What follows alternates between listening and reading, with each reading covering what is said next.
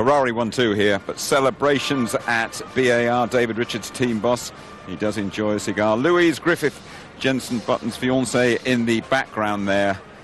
You can see why they want Jenson to stay at that team next season. Jenson Button on the podium. Let's go now to Ted Kravitz. He is with Ross Brawn. What a happy fellow, as you might expect. On you go, Ted. Indeed he is, and he's congratulating the key people, Rory Byrne and Nigel Stepney, in this team. And Ross, a 1-2 at Monza. It reminds you what Ferrari's really about, doesn't it? Fantastic. I mean, after 5 laps we had a disaster on our hands, and I was thinking that we'd score some points and maybe a podium if we were lucky. But the team is so strong, and the car was fantastic, the tyres were fantastic, and Rubens and Michael just got stuck in, and I'm speechless. I mean, it's unbelievable. How quickly did you regret starting Rubens on the intermediates? Well, it's difficult to say. I mean, Michael fell off, so you know, if Rubens had fallen off as well, we would have been in the same situation. We probably should have pulled him in 1 lap earlier, and there was a bit of confusion on the radio why he didn't come in, because we were then losing time. But it was the worst possible condition for Bridgestone. It's a damp track. We know that's Achilles' heel. So we were a bit stuffed at that stage. But just shows these guys want to win all the time. They didn't give up. Of course, the celebrations going on in the background here. Look at the guys. But after that, I mean, Michael, probably if he pushed very hard, risked the car, probably could have got Rubens, right? Well, they raced each other all the way through the race, and all we do at the end of the race is turn the engines down. When we're in a situation where we've got nothing to lose, we have to look after the car and try and make sure the car finishes. And here is the hardest track on engines. So after the pit stops, the last pit stop, I said to the drivers, right, I want the engines turned down and be sensible. So that was it. Brilliant 1-2. Thank you very much, Ross. A horrendous start then for Ferrari. It means so much for them to win at home, and a maximum 18 points of 1-2. Rubens Barrichello winning the race, though. Jenson Button on the podium in the BAR, then Sato, Montoya, Coulthard, Pizzoni and Fisichella. We'll be right back after the press conference. Honda, second for Scuderia, Ferrari Marlboro, Michael Schumacher, and Rubens Barrichello heading Ferrari's 8th 1-2 of the season, and the first Monza hat-trick for Ferrari, winning the Italian Grand Prix. A great result, Rubens. Leading by 6.9 seconds at the end of the first lap, and then in the pits on lap 5. It was a difficult decision at the start, because when we went to the grid, it was fairly wet. The sun was out. It was basically was going to dry, but when, it was very difficult to know. I thought that the wets, I could open a gap at the first 5 laps that were able for me to really be happy after the pit stops and so on. But it was difficult to know, and on the radio it was a bit of a mess to know, come in or don't, Alonso is doing well, or no, stay out. So it was, I think, a lap too long, to be honest. But everything worked out very well. I mean, there was a point in the middle of the race where I thought it was everything lost, because like Michael overtook me, Pizzoni overtook me, and I actually took a gamble yesterday to go a little bit towards the wet setting. So the thing was drying out so quickly, and I had a lot of understeer. But obviously, as the fuel ran down, my car became faster and faster. I was able to push, and I was delighted. Phenomenally quick in that build-up to what was effectively your 3rd pit stop there. And I tell you, I didn't see anything. I was just pushing. I felt like yesterday the qualifying lap was tremendous, and I was telling myself, you just push the throttle down, just go fast as fast as you can. So when I came out of the pit, I had no one in front, no one behind that I could see with my eyes. And then I asked, which position I am? And they said, P1. So then I said something in Portuguese, which I cannot say here now. But it was just a phenomenal feeling. That's why I'm so relieved, but so delighted as well. But then you did have Michael in your mirrors right at the end of the race there. Yeah, at that stage, the team told, I think, both of us to conserve the engines a little bit, because we had to push very hard in the middle of the race. So at that stage, I felt quite comfortable, to be honest. Brilliant drive, congratulations. Michael, P15, I think you were on the first lap. An interesting first lap for you? Was it even P15? I thought it was completely last, because after the spin, I had to let everybody through in order to get going, because they were coming, and I really had to wait to avoid an accident. But it was an interesting race, yes. Interesting battles I had today. It was really worth it. And coming in second during the race, I wouldn't have thought that, because it was difficult to judge who was going to do what, and overtaking the front runners, I wouldn't have expected that would be possible, as pace I thought would have been closer. But our car ran fantastically well, despite the first couple of laps when it was damp, and that obviously gave us the possibilities. On that first lap, what actually happened? Why did you have those two moments? Two? What do you mean two? Well, the first chicane, and then I think at the second chicane as well. Well, at the first chicane, I just couldn't stop the car in time. I mean, it looks like that we struggled a little bit more than the other tyre companies, and so I had to run straight. I then slowed down to let Juan get through. Juan played a little bit smart and slowed down himself to make it look like I am gaining an advantage. Anyway, I kept on going, and then coming into the second chicane, it was just slippery again. I was sliding, got a four-wheel slide, a nice one. Jensen was on the outside, he couldn't avoid that one, and I just touched with the front wheel slightly on his, I don't know, side pod, which spun me around.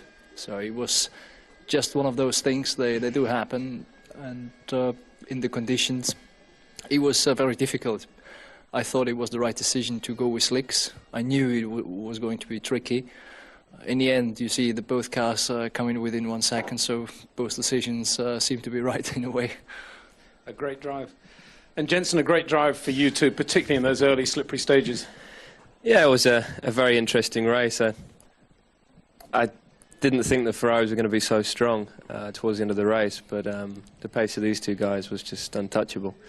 But all in all, it's a fantastic race for us as a team. We've taken second in the championship now in the constructors, 2 points in front of Renault, I think. So it's fantastic. You know, I have to dedicate this podium to them, and also my granddad, who's watching from his hospital bed at the moment. So we wish him very well. Thanks. That last set of tyres you had, was the car any different to how it had been in the earlier stage of the race?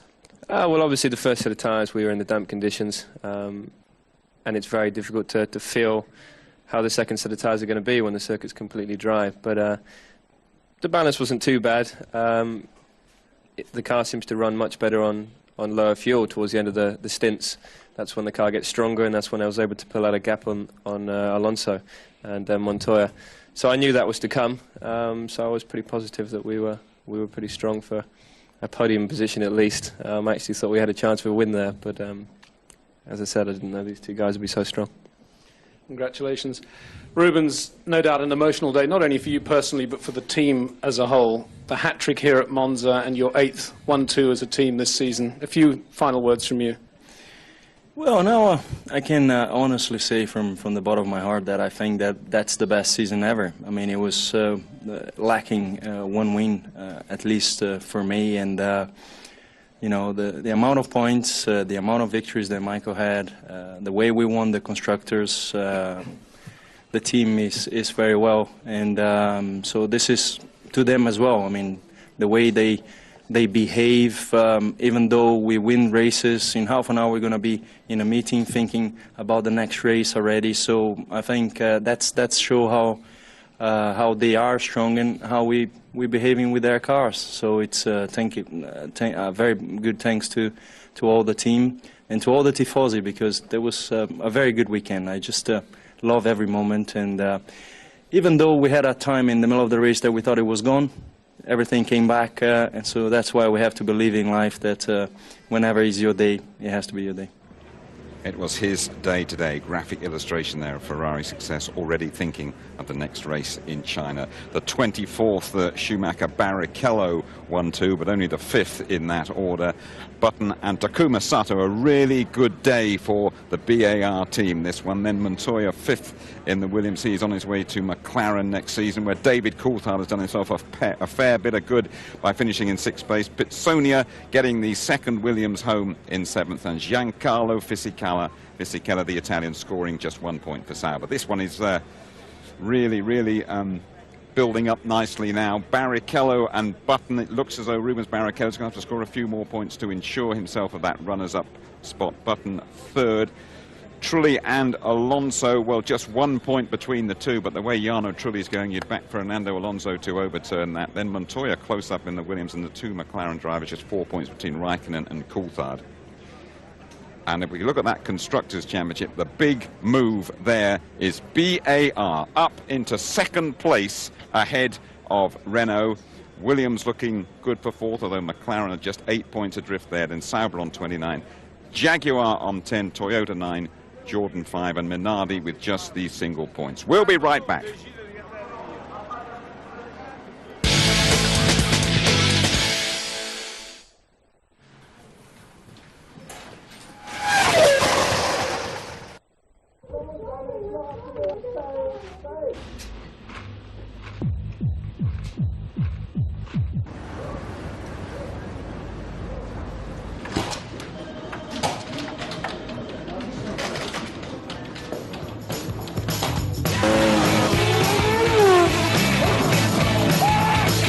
Swap places with Schumacher. Play Ferrari Experience 2 and other great games. Only on Vodafone Live.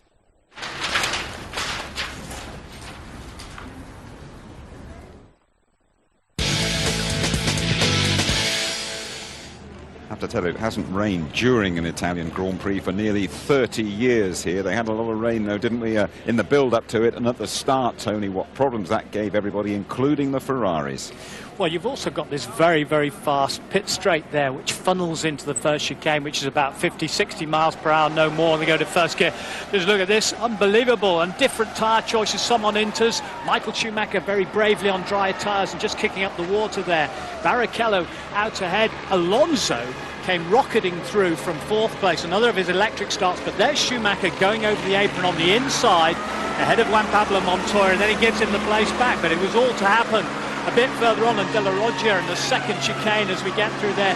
There is Michael Schumacher struggling on the outside. Montoya's gone through, Button coming up as well, and then there is Barrichello, and behind him Michael Schumacher is about to spin off as he's struggling and has a touch with the two cars there. There's Kimi Räikkönen on the inside, there's Button, there's Schumacher. Off he goes, and that causes all sorts of problems for the runners behind. Pitsonia, Panis unfortunately going out and getting stuck, but a breathtaking race, really, really enjoyable. Fantastic charge through the field for Michael Schumacher as well. How highly would you put what he did here today? Well, I was thinking back to when he was teammates with Martin Brundle. We can go back to Spa when he made tyre choices, critical tyre choices on drying tracks at the right time, and absolutely annihilated the opposition. This is one of his best comeback drives from down in 15th position. Only he would relish that challenge of going out there on dry tyres with all the puddles, and goodness knows how wet it was over at the back in the two Lesmos, underneath the trees, very treacherous. It's his supreme car control that took him through that. Tony, in your career, you have worked extensively in F1 garages. Just tell us the feeling down there when someone says fire. Well, it's not panic because you're drilled. The mechanic holding the fire extinguisher in Bruni's case knew exactly what he was doing and had it aimed in the right place. Remember Ferrari last year in Austria, but that is a conflagration of enormous proportions, and unfortunately the driver is sucking in some of the flames, some of the extinguishing foam that's going there. Everybody does their job. Nobody runs from their particular station and gets that fire out. Now, I dare say they were all ready to get the car back out there and get Bruni back out there, because Bruni was severely criticised by Stoddard in USA for parking his car when there was nothing wrong with it, but the guy couldn't breathe. He was choked. That spread another 2 or 3 seconds. You could have seen the next pit going up on fire, and we could have had a real disaster on our hands. Jimmy Bruni, as Tony was saying, trapped in the car for around about a minute, being unable to breathe. He has recovered sufficiently. I'm delighted he can talk to us now. Well, Gianmaria, obviously a very scary incident for you. You're feeling okay now? Yeah, I'm okay. I'm just frustrating. I was doing quite good race, even if we did the early pit stop to change the tires. I was able to challenge with someone, so it's a very bad luck, and feel sorry for the team, for me. Fortunately, everything is fine. Great to see him fully recovered, Jimmy Bruni. Fernando Alonso had a good record recently, almost always on the podium in recent races. Tony looked as though he could be heading for another one, and then he spun out. Well, as you say, he's had 2 podiums in the last 3 races and been doing extremely well. And here we said he's got a very racy strategy, which he showed right from the off, right from the start. But the pressure was on him from Michael Schumacher, who's coming through the field. He either succumbed to that pressure or he had some sort of a problem. Don't touch me, says Alonso, as the marshal tries to guide him carefully. And he has a quick kick of the Armco barrier. He's going to get a kicking from Flavio Briatore unless they find a mechanical fault with that car. Renault will be so upset at losing second place in the Constructors' Championship, so important to any manufacturer. Very, very upset when we saw him leaving the track there. Let's assess Fernando Alonso's mood now. Fernando, relentless pace throughout that race. What happened at that vital moment? Was it a loss of concentration or? No, lost the car. I was quick. I had not fantastic grip in the car all through the race. And at the end, I pushed to the limit and I lost the car probably. How tough was the race? The fact that you were chasing people chasing you the whole time? Yeah. Very, very difficult. I think the car was not maybe too competitive today, but because I was in a good position from the start, I pushed even more just to keep the gap close enough to Jenson and to don't lose too many points in the constructors. And I probably did all I could and didn't finish. You mentioned the Constructors' Championship. I mean, obviously BAR's result means they've leapfrogged ahead of you. Do you think you can get back up there at the final 3 races? Yeah, I think so. Because this is the world circuit for us and we were fighting with them. In the other 3, I think we can finish in front of them if we do all right. Be a good scrap through to the end of the season. That one always pushes to the limit. This time he pushed beyond it, did Fernando Alonso. Absolutely crucial pit stop, wasn't there, Tony? And then we realised that it would be Rubens and not Michael who would win this race. And our own Jenson Button was very much involved in the incident. Well, I think a lot of people at home would have been rooting for Jenson Button there, and we all thought for a while, could he win? Could he win? And Ferrari inexorably coming through the field. But, Rubens just got out ahead, and then coming down the pit straight, there was Schumacher going ahead of Button, and Klein went straight down the escape road to get out of the way of it, and Jenson went back to 3rd place, but he's still chuffed to get up on the podium. Sure, before that was Ross Brawn just giving you a little nudge there, by the way. Thanks for that one, Ross. We'll turn his engine off when he wants to start it one of these days or something. But just a word before we hear from the BAR, get an assessment from them. It's been a great day for them here. Just an assessment from you on Jenson Button, the job he did here today. I mean, this shows while Williams and BAR are really fighting tooth and nail for his services. I think you and I talked about it on Saturday on air, and we said how professional, not just the team is, but how Jenson Button is getting on with the job. He's unaffected by it, because it's not doing any harm to his driving. The team are all behind him, Honda are all behind him, and he just goes to show by taking this brilliant 3rd place here against the might of the Ferraris, who, let's be honest, are unbeatable as a package. He'll carry on. It's going to be interesting to see if they abide by the decision of the Contracts Recognition Board, which Dave Richards said could come out before China. Right, let's hope so, because that decision can't come soon enough as far as we are concerned. Right, in a BAR reaction, it comes from Jeff Willis. Well, Jeff, that was very well done on 3rd place. Did you think Rubens might have to get out of the way? Oh, it was an excellent result for the team. Certainly puts us in a very good result for the championship.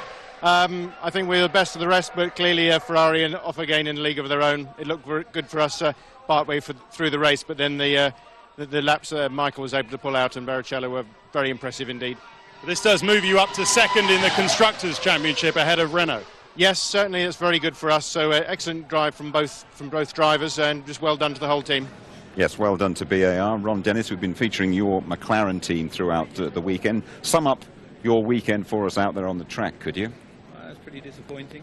I think we had the ability to win the race. You go away sometimes knowing you don't have pace, but with Kimi, I possibly sprung a water leak. He had some impact in the first chicane. There's a few people pushed around, and just had a small water leak from the radiator, so it was sort of an agonising slow death, and really no point in failing the engine when we knew the outcome was inevitable.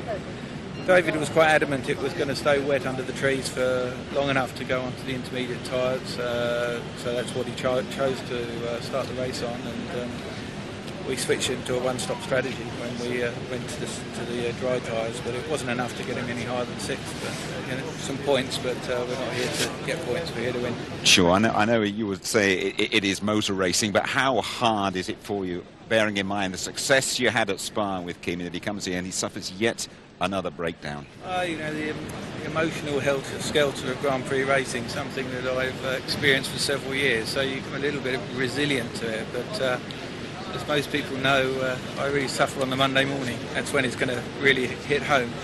But you know, it's about 15 minutes of sympathy and then it's back to work. And you know, we've got a highly motivated Grand Prix team. We're very focused on winning races this year, and I think we can win at least another race, maybe more. And so that's what we'll do. We'll go to China and do our best there, and then take it a step at a time. But you know, we're not going to go away. We know what winning's all about. We've won plenty of World Championships, and we're certainly going to win them in the future. David Coulthard has scored a couple of points for you here. He had a moment with Antonio Pizzonia that you might be able to have a look at here, and give us your views on what happened in this one, Ron. Well, obviously, Antonio was leaving his braking somewhat late, and what he lacked in brakes, he managed to use David's car to slow him down the final bit, you know, and spun. But as you can see, the car's pretty strong and resilient, and David escaped unscathed.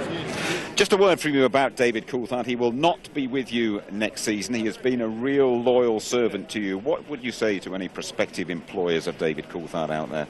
Well, you know, he's first of all and above all else, he's a friend, and that makes difficult decisions more difficult to take. He is an excellent racing driver, more than capable of winning Grand Prix. He's been very loyal to the team, and we will, in our way, continue to be loyal to him. And in or out of the McLaren, he'll always be welcome at McLaren, and it's by no means sure that he'll leave McLaren, but we hope he finds the drive, and if he does, we'll wish him well. Listening to you closely there, if he doesn't find another driver, you might find him a little role as a test driver or something like that, or am I jumping the gun? I think, you know, when we've spoken about it, as I've said to David, he should focus on being a racing driver. That's what he wants to be, and as and when that's impossible for him, we'll sit down and talk. We appreciate the accommodation that you've given us throughout the weekend, Ron. Thanks very much. Best of luck for the season. Thank you. Right, let us join Louise Goodman. Well, David, some interesting strategy decisions. Did it pan out for you? How did it pan out for you? Well, obviously it wasn't what we intended, but you know, when we tested here, it's a typical thing. When we tested here in the wet, it's taken quite a while to dry under the trees. So you have to make a decision before, obviously, you know what everyone else is doing. And I was pretty sure that it was going to be damp for at least the first 4 or 5 laps there. The time I did the installation lap to the grid, it was completely safe to be on slicks, so that's why I called to come in and start from the pit lane. Maybe we could have finished a little bit higher had I started from the grid, but I think that the one stop enabled us to leapfrog people anyway. A tricky moment towards the end of the race there with Pizzonia.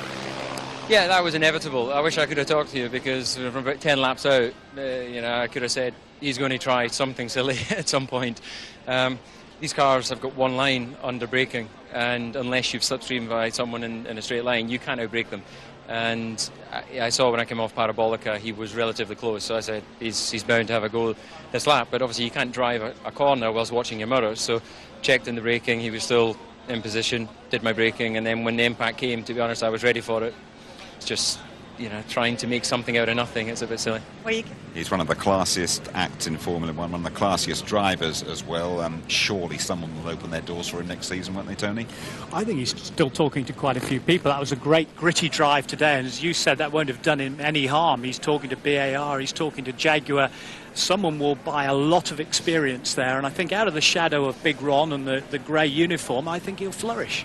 Great day for BAR, one of those teams that David Coulthard has been talking to. Jenson Button third, and in fourth place, Takuma Sato. Takuma-san, great race for us to watch. Good race for you as well. I think, yeah, every spectator love it, this race. I mean, it started with dump conditions, so many things happen. By the end of the day, you know, we are rising up a second on the Constructor Championship. That's the most important thing, so I'm very happy. You must have had to keep on it, keep your concentration throughout that entire race, because it was really neck and neck, wasn't it? Yeah, I mean, it's not physically hardest race, this track, but also you need a super accurate. You know, you had lots of concentration, especially these conditions. So, but you know, I really enjoyed the race, and the end of the result was fantastic. Coming home behind 2 Ferraris, the World Championships, That's got to be the best you could hope for, really, or did you think you could stay ahead of them? No, I don't think, you know, stay ahead of them, but I think it was great. You know, it's great, obviously, bring back to them home with a second Construct Championship, and obviously last 3 races is going to be really, you know, really exciting one. Well done. Thank you. One of the most entertaining drivers in Formula One. We have had great entertainment throughout the day here at Monza, Tony. It's been superb. The 8th 1-2 of the year for Ferrari, and at the Parabolical, all the Ferrari workforce were there in their own grandstand, really enjoying their day. But a lot of the challengers were snapping very closely at their heels, so has the Red Dog had its day? Can the others start winning next year or even before the end of this season? Great to see Rubens doing it for once. Yeah, and he's got an Italian grandfather as well, so he's a little bit Italian, and he'll be celebrating tonight. OK, Tony, thank you very much indeed. Now, you be sure to stay with us right here on ITV1, because coming right up, Louise Goodman reviews a glorious Goodwood weekend. Nostalgia, enthusiasm, and a massive crowd for the best ever revival meeting. Italian Grand Prix highlights tonight. They are at 11:45. The show repeated tomorrow evening at 6:30 on ITV2. And don't miss ITV kicking off the UEFA Champions League on Tuesday. It's the biggest prize in the game, and this season's lineup is stronger than ever. Oh, that's brilliant! Can the Invincibles conquer Europe at last? It's Chelsea's night! Will the Mourinho magic work at Chelsea?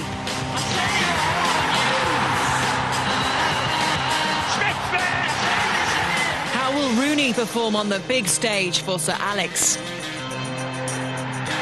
Fantastic Liverpool goal! Can the new Liverpool bring back the glory of old? Sutton! And how will Celtic match up against the big boys?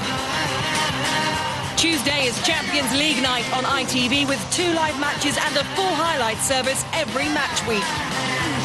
Enjoy the best club football in the world. Chelsea at Paris Saint-Germain on ITV2 from 7 on Tuesday. Join Gabby Logan right here on ITV1 from 7:30 for Arsenal PSV Eindhoven live from Highbury. Watch for extensive coverage as well of the British Rally. 11:35 on. Oh, it was such a good feeling after the third stop when I was asking where I am, where am I, and then they say you come down, you're P1. I say, whoa, unbelievable. We did a fabulous job to get the cars back in 1-2 after all this casino in the first lap, and with Rubens's early stop for tyres. It wasn't easy to come back in that position. It's because we worked very well here. We tested, we prepared very well our car, and thanks to that we were able to win. In the damp conditions, it's always tough to find your feet and really figure out where the wet patches are, and I think I did that well, coming up from 7th to 3rd. So yeah, I was pretty chuffed for the first stint. You led for a while, but those Ferraris just too strong for you in the end. Was that always going to be the case? Well, I didn't know that they were close until I looked in my mirror and I saw Michael coming up. And they're in a league of their own. I mean, it's just staggering. The speed that Michael had when he came past me, I just could not believe it. We came here with the objective of putting some points on Renault and getting up to, or closing the gap to second in the championship. Obviously 11 points, and them not scoring has done the job for us, so fantastic. Exciting next race for you. It is the first ever Chinese Grand Prix. You can catch qualifying 3 o'clock on the Saturday. The race live 6 o'clock on the Sunday morning, the rerun at 2 in the afternoon, and the highlights around midnight. It is an exciting new territory and a brand new audience to appreciate Ferrari, the most successful team in the history of Formula One. Bye-bye.